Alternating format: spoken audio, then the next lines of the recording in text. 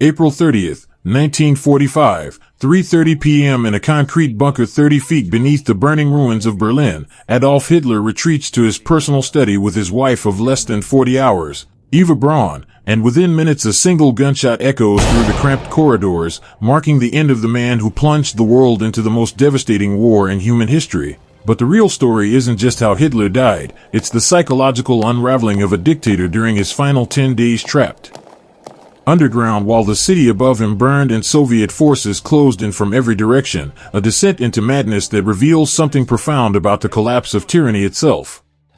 What makes these final days so extraordinary isn't just the historical significance, it's watching a man who once commanded millions choose to destroy everything, including himself, rather than face the consequences of his actions, and the details of those last 10 days are more disturbing than most people realize. From testing cyanide on his beloved dog to marrying his mistress while Soviet artillery shells exploded overhead to the bizarre wedding celebration as his empire crumbled around him.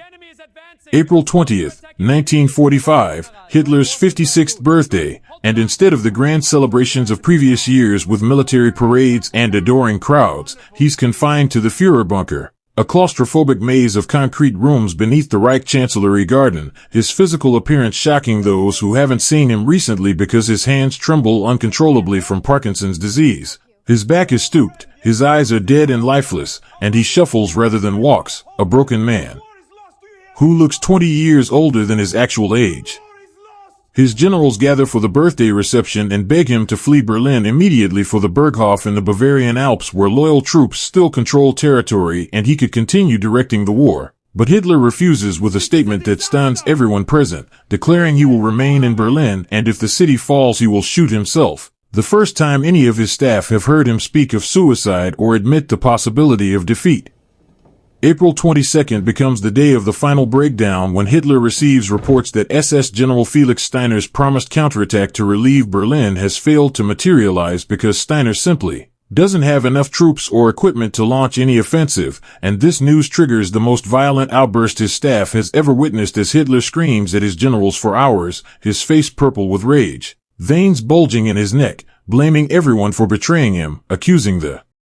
Wehrmacht of cowardice, declaring the German people unworthy of his leadership, and finally collapsing into his chair in tears, admitting for the first time that the war is lost and he will stay in Berlin to the end.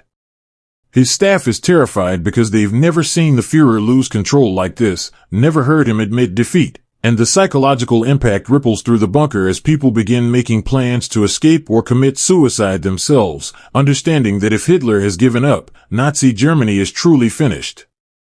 April 28th brings news that hits Hitler like a physical blow when he learns that Heinrich Himmler, the head of the SS and one of his most trusted subordinates, has been secretly trying to negotiate surrender with the Western Allies through Swedish intermediaries, and Hitler's rage at this betrayal exceeds even his earlier outburst as he paces the bunker screaming that Himmler is a traitor worse than Judas, ordering his immediate arrest and execution though the order can never be carried out.